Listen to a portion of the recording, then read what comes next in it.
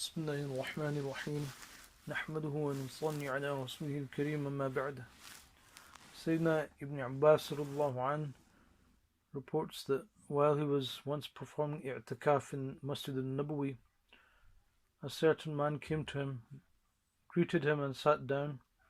Ibn Abbas, may Allah be pleased with him, said to him, "I see that you seem sad and troubled." The man replied, "Yes, O son of the uncle of the Messenger of Allah, I am indeed troubled in that I have an obligation to fulfill to someone. I swear by the holiness of the dweller of this honored resting place," referring to Rasulullah's grave, "that I am not able to fulfill this obligation." Ibn Abbas inquired, "Shall I intercede with that person on your behalf?" Then the man replied, "By all means, if you so wish." Ibn Abbas put on his shoes and proceeded from the masjid. The man, seeing this, said, "Have you then forgotten that you are in i'tikaf?"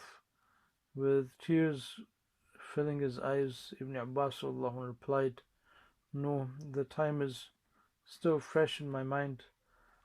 I heard the esteemed master of this tomb say, whoever sets forth in the way and makes an effort of settling a necessary affair on behalf of his brother, that service shall be better for him than to perform i'tikaf for 10 years.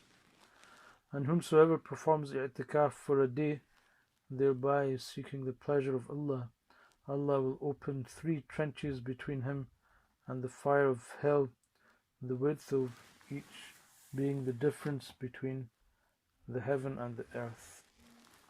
This hadith is reported by Tabrani in his Awsat.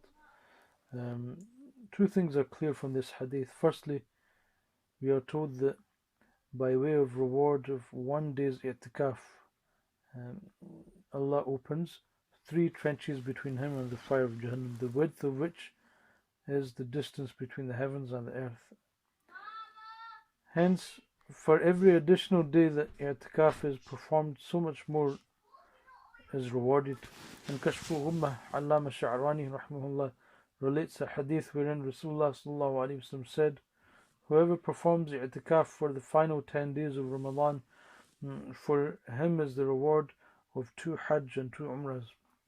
And whoever performs i'tikaf from Maghrib until Isha, doing nothing except performing salah and reciting the Quran, Allah will prepare a palace for him in Jannah, in paradise."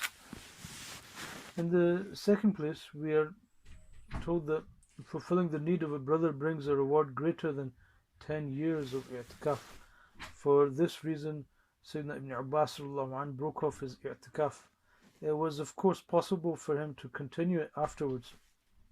The Sufiya say that Allah has sympathy with very few things as He has with a broken heart. It is for this reason that we have been sternly warned of the pleas of that person whose heart we hurt to Allah subhanahu wa ta'ala through an unjust treatment and persecution. Whenever Rasulullah appointed someone as a governor amongst the many councils, he used to also say, "Be mindful of the plea of the oppressed." One thing to note is that i'tikaf breaks when one leaves the masjid, even for the duty on behalf of a fellow Muslim.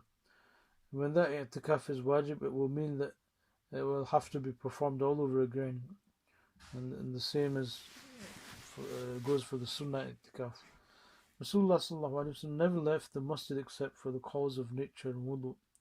As for Ibn Abbas leaving the masjid to do some favor for a friend, it was in the same spirit that is reminiscent of that soldier, that mujahid lying near his death on the battle of Yarmouk, refusing to drink water until his neighbor had been given water to drink. On the other hand, however, it is possible that Sayyidina Abdullah ibn Abbas was performing nafil i'tikaf, in which case it was permissible for him to break it off. May Allah subhanahu wa ta'ala grant us the true true value of the sunnah of i'tikaf and bring it into our lives and really cherish this sunnah, this practice of our Master Muhammad sallallahu alaihi wasallam, and make it a means of us for us to connect with Allah subhanahu wa ta'ala. أقول قولي هذا أستغفر الله لي ولكم ولكافة المسلمين فاستغفروه إنه هو الغفور